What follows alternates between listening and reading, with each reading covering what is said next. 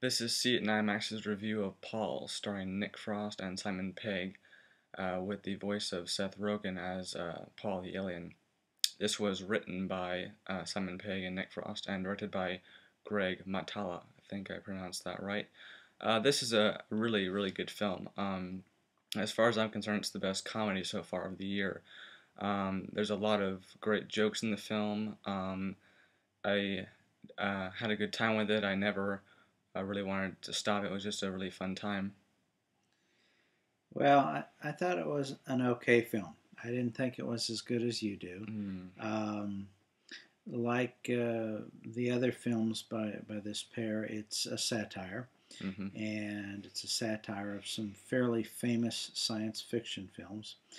And that's one of the film's problems is you really need to know some of the other films that they're referring to. And some of the film's best jokes refer to films that aren't even science fiction films. But beyond that, I think the plot is fairly predictable, and a lot of the characters in it are kind of the tried and true characters that you see in a lot of these films.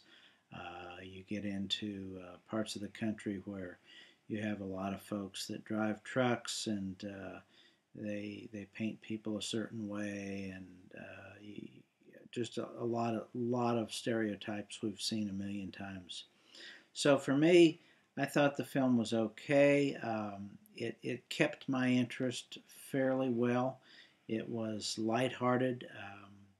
To its defense, it did not ever take itself too seriously, and I thought that was very important. But overall, I did not think it was as good a film as I had hoped. Oh, I'd have to disagree with that. When I saw the trailer for this film, I thought, this would be a really funny film given who's writing it. And I was right, it's a film that you go in expecting a good time. You laugh your ass off, you have a good time. You don't think of it as a serious movie. And there are a lot of jokes in reference to private parts and everything else like that. And some people might take that offensively. Some people will enjoy it. I'm one of those where I went in, expecting that and just laughed a whole lot and really enjoyed it. So overall, I'm going to give it 4 stars. Well, I don't think I can give it 4 stars. Again, I think it was an okay film. I thought a lot of the humor was a bit adolescent. And so I'm going to give it 2 stars. I would not spend the money to see this one in the theaters. Um, Rental only would be my advice. I'd say it's worth seeing in the theaters, but if you can't or run out of time, then it's worth a rental as well.